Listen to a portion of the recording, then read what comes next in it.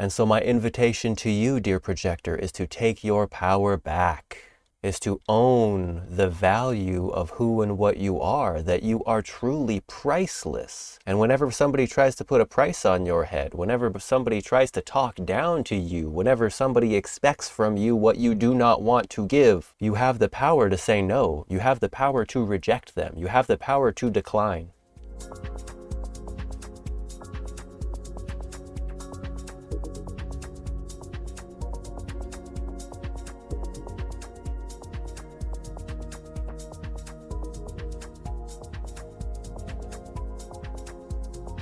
It's not like, what you have now with the not-self projector is the myth that the projector sucks energy from others. The leech projector, that illusion.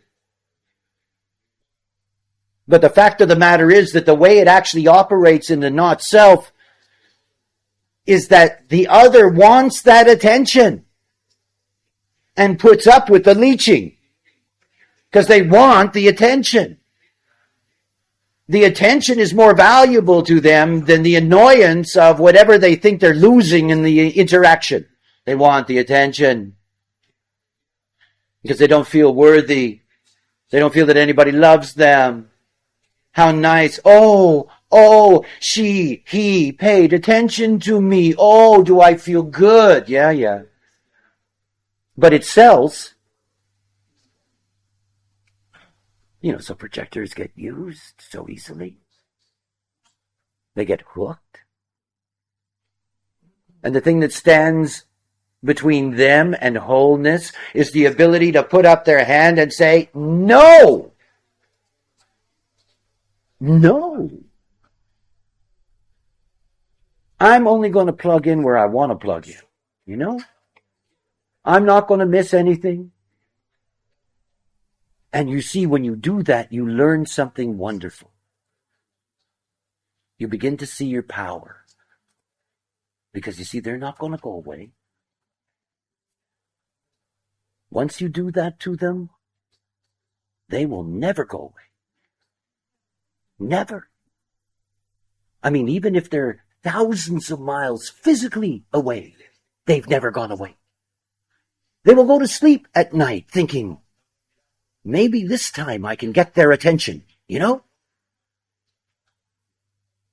see, when you send them away, you begin to recognize who you are,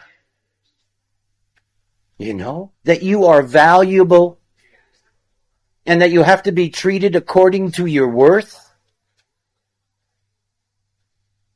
And you'll see, they'll come back. And it's fun, by the way. You can begin to enjoy saying, no, not today.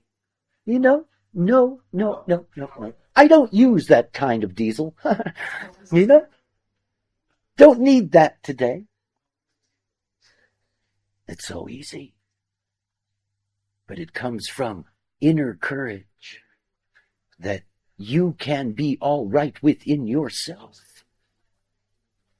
Human design is learning to love yourself because you run your life. Nobody else. Not the genetic imperative, not people's trips, not the not self, not the lack of awareness. You run your life from your authority.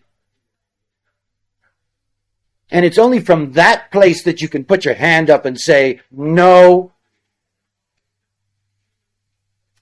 And it's a holy thing to say. Make them all away. Send them away. Until they recognize you and respect you. And if they don't, keep on saying no. Torment them. Drive them crazy. They deserve it. Let them go to sleep with it in their heads. It's their problem, not yours. Once again, drawn back into the importance of individual inner authority and type strategy so that you can have the right people in your life that you relate with and interact with, and you don't have to suffer the nonsense of the not-self endless black holes of amplification. Without access to the correct people in your life, you would never be able to reflect what you are here to reflect. You would not recognize what you're here to recognize, and you would not receive the invitations you are here to receive. And so my invitation to you, dear projector, is to take your power back, is to own the value of who and what you are, that you are truly priceless. And whenever somebody tries to put a price on your head, whenever somebody tries to talk down to you, whenever somebody expects from you what you do not want to give, you have the power to say no. You have the power to reject them. You have the power to decline. And as Ra said, this does not mean they will simply disappear from your life. Oh no, they said no to me. I'm a horrible person. I need to go run away and improve myself. Said someone's fantasy, perhaps. And yet the true nature of this is when you own your power and you correctly say no, like that's not for me, that's not what I'm here to do, I'm not going to do that. That confuses other people, especially if they're used to you being pushed over by their willpower or their demanding nature. As soon as you say no, it's like, what? What do you mean no? How can you do that to me? What have I done to you? Well, you've only abused me and used my energy for your benefit at my expense. Maybe you didn't mean to. Maybe it was not your intention to harm me. However, my lack of wisdom allowed you to harm me because I thought it was okay, because I allowed it, because I used to accept that as an okay thing. I did not know my value. I did not know I was priceless. I did not know that my value was beyond the possibility of measurement. And because I did not know that, I allowed myself to be abused by you for your perception of benefit, and hopefully maybe a little something for me. Well, my invitation to you is no more of that. If you have the courage to trust your inner authority, say you're a splenic projector, and you get this ping of get the hell out of here, do it. Walk away. You don't have to explain yourself to the other person. You don't owe anyone anything. Fundamentally, no one owes anyone anything. We really need to be able to honor the individual truth of a living human being. And when your authority says, yes, I will do that for you, honor that too. The key here is it doesn't come from the rational, mental, thinking mind. It's not purely from the noggin up here. It comes from the body. It comes from the unconscious. It comes from within.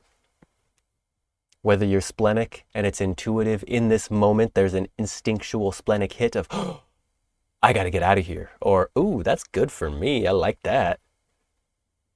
Whether you're emotional and you're feeling all kinds of different things at such a rich depth you can't even communicate it. You have to wait for clarity in order to say anything. And if you need to wait, you could let the other person know, okay, I'm going to feel that through for a little bit. Why don't you ask me again tomorrow? Why don't you ask me again next week? See how I feel then. If you're emotional, please get used to saying this. Ask me again later. This is something for me personally I'm still working on. As an emotional being, I've been challenged to not act in the moment when I'm in a high wave. When I feel good about something, I've tended to just jump right in. And that doesn't always work out so well. Regardless of whether or not the emotional being is at a high and they think it's good and great and wonderful, or if they're in a low and they think it's terrible and horrible and everything's going to crumble, either way, waiting is the answer. Whether that's waiting 5, 10, 20 minutes, whether that's waiting a day, a week, a month, whatever the emotional being needs to wait in order for clarity to arrive. Because clarity is not simply some mental construct of I've weighed the pros and cons and I found the balance of the scales and I know what's correct. That's an old school strategy for survival. In these 9-centered Uranian human vehicles, The method of decision making for the authority of emotions is that there is a powerful biochemistry occurring within your body. And once that biochemistry produces fruit, that fruit is called clarity. And then it arrives in your mind that it's clear. Oh, well, I guess for me, this is right now. And simply because something is right in this moment does not mean it will be right in the next moment or the next week or the next year. And it's okay to flow with that. And it'll only work if you trust it, because it's not about what your mind thinks. It's about what your authority says, what is true to you on the inside. If you have enjoyed the show and would like to learn more about how all of this applies specifically to you, then kindly refer to the link in this video's description, Private Consultation. Here, we can dive into all of the details together in a recorded call. May your signature vibration of satisfaction, success, peace, and surprise find you in a good way.